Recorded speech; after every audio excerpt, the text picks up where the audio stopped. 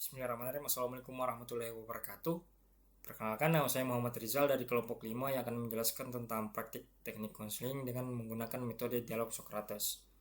Langsung saja masuk di poin pertama, yaitu sejarah Socrates. Socrates adalah salah satu filsuf yang paling terkenal dalam sejarah peradaban manusia. Ia hidup pada zaman Yunani kuno sekitar abad ke-5 sebelum Masehi dan dikenal sebagai bapak filsafat barat. Namun ia tidak meninggalkan catatan tertulis. Ajaran dan metodenya dikenal melalui tulisan murid-muridnya, terutama Plato. Metode Socrates yang paling terkenal yaitu dialektika atau metode Sokratik. Metode ini adalah pendekatan yang melibatkan pertanyaan dan jawaban untuk menggali kebenaran. Dalam percakapan sehari-hari di Athena, Socrates memprovokasi pemikiran orang-orang dengan mempertanyakan asumsi mereka, mengeksplorasi definisi konsep-konsep moral seperti keadilan, kebajikan, dan pengetahuan. Metode Socrates juga adalah salah satu metode yang bertujuan untuk membongkar kebingungan, serta menemukan kebenaran melalui tanya jawab yang terarah dan logis. Selanjutnya, Socrates lahir pada tahun 469 sebelum Masehi di Alopoike, sebuah desa kecil di Athena, Yunani.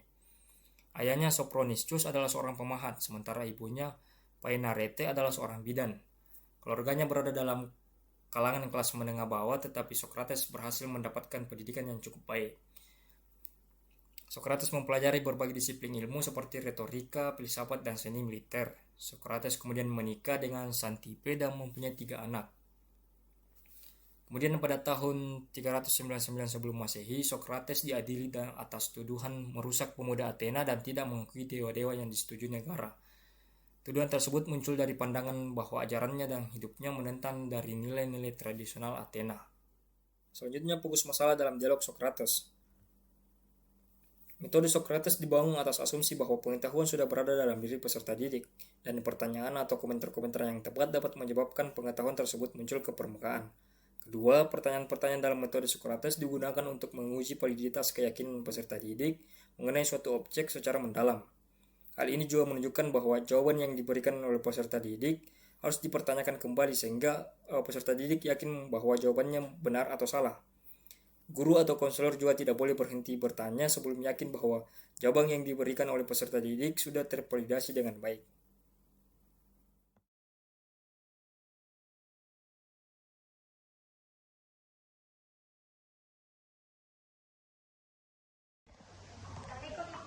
Waalaikumsalam. Mari silakan masuk, silakan duduk. Makasih Bu. Iis dari kelas tari ya? Bagaimana kabarnya hari ini, Iis? Alhamdulillah untuk kabar hari ini sehat Bu. Alhamdulillah. Oh iya, ada apa Iis datang ke ruang BK? Apakah ada yang ingin didiskusikan? Ya Ibu, kemarin itu Ibu Salma suruh saya datang ke sini untuk menemui Ibu. Oh iya, apakah sebelumnya Iis pernah melakukan sesi konseling bersama Ibu Salma? Belum Bu, baru pertama kali ini sama kita. Oh iya. Nah, ada apa yang ingin kita bicarakan hari ini? Namun sebelum itu saya informasikan bahwa sesi konseling ini cuma bisa berjalan sekitar 20-30 menit. Tidak apa ya? Ya Ibu, tidak apa-apa. Tapi ada yang membuat saya khawatir Bu. Nanti permasalahan ini akan keluar Bu kalau saya menceritakan ke Ibu. Kalau itu tidak khawatir ya, karena dari sisi konseling itu kita memiliki asas kerahasiaan, asas keterbukaan, dan juga asas kesukarelaan. Nah, jadi asas kerahasiaan itu segala sisi konseling yang berjalan hari ini kita rahasiakan dari orang-orang. Jadi sebisa mungkin kita menutup sesi konseling ini dengan baik. Baik Ibu, saya menjadi paham. Nah, jadi kita mulai ya konseling hari ini. Nah, jadi apa permasalahan yang dialami di akhir-akhir ini? Jadi Bu, akhir-akhir ini saya sering merasa takut Bu, sama khawatir terkait masa depan ke depannya Bu. Oh, kenapa kamu merasa khawatir dengan masa depan ini? Saya merasa tidak tahu Bu, apa yang akan terjadi, tetapi saya terus merasa khawatir terkait tujuan hidup saya setelah lulus dari SMK ini Bu. Oh, kenapa kamu merasa khawatir setelah ini lulus dari SMA? Mungkin rasa takut gagal saya lebih besar ya Bu.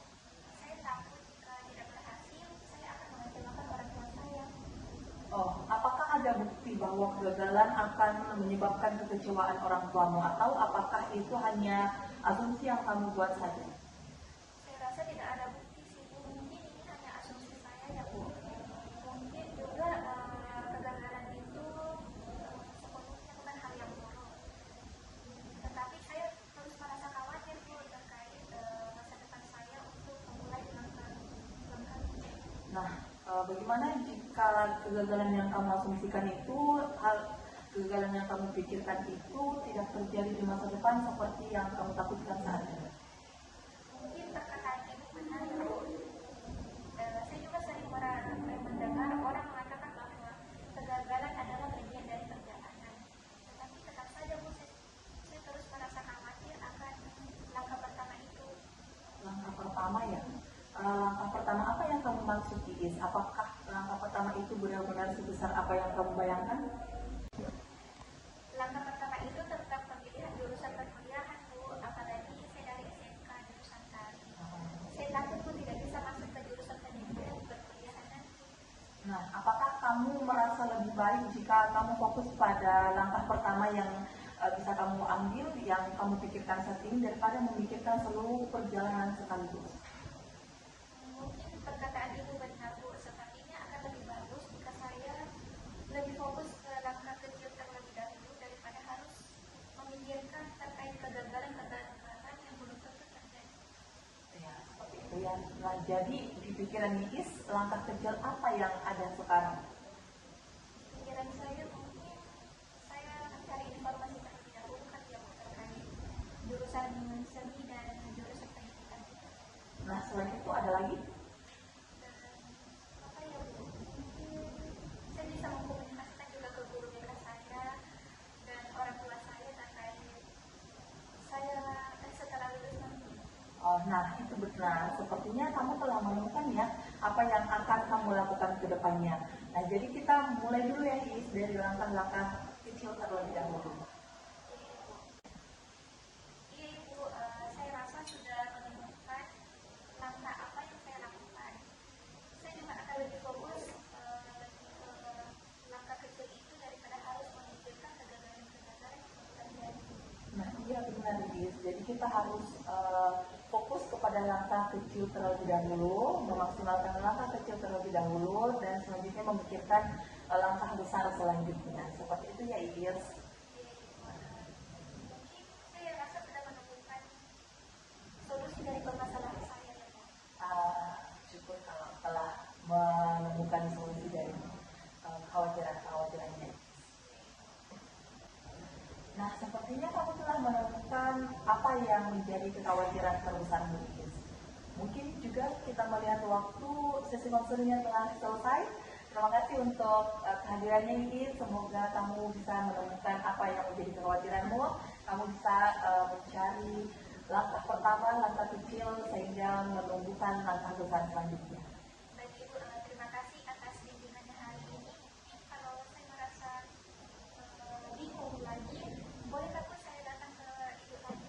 Dipersilahkan, tapi sebelum itu kita berkomunikasi lewat WhatsApp terlebih dahulu atau chat seperti itu untuk menetapkan waktunya.